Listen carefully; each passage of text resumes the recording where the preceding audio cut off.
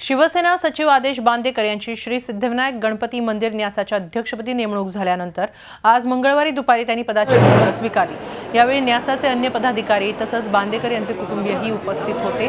आदेश बांदेकर यांनी पदाची सूत्रे स्वीकारल्यानंतर कुटुंबियांसमवेत श्री सिद्धिविनायकाचे आशीर्वाद घेतले। यावेळी मंदिरात दर्शनासाठी आलेल्या भाविकांनी त्यांना नव्या कारकिर्दीसाठी शुभेच्छा दिल्या।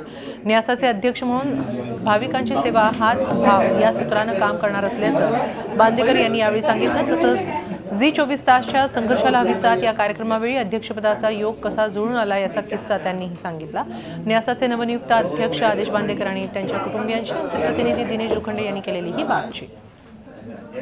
शिवसेना सचिव आणि शिवसेना पक्षप्रमुख उद्धव ठाकरे यांचे निकटवर्तीय आदेश बांदेकर यांनी श्री सिद्धिविनायक गणपती न्यास मंदिराची अध्यक्षपदाची सूत्र आता काही वेळापूर्वी स्वीकारलेली आहेत। स्वतः आदेश बांदेकर आणि त्यांचे कुटुंबीय आपल्या सोबत आहेत, त्यांच्याशी आपण बोलणार आहोत।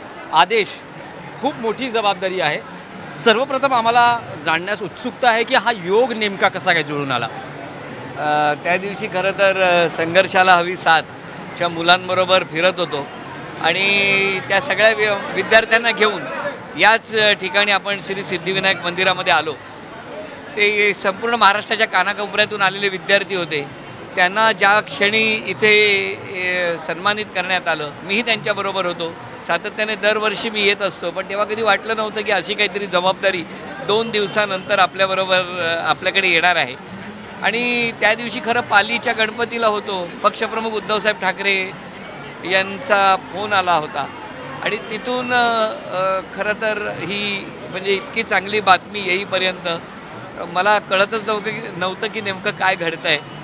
पण काल रात्री ही बातमी आली आणि त्यानंतर अत्यंत प्रामाणिकपणे पक्षप्रमुख उद्धवसाहेब ठाकरे यांच्या आदेशाने आपण बघितलं तर हा जो GR निघाला त्याच्यावरती माननीय मुख्यमंत्र्यांची सही आहे आणि अत्यंत जबाबदारीचं असं हे काम आहे आणि सेवा हा सगळ्यात महत्त्वाचा यामधला भाव आहे आणि त्याच्यातूनच सेवा करून त्या सेवा वृत्तीने मला आता ही सेवा करायची आहे गणरायाची, भाविकांची।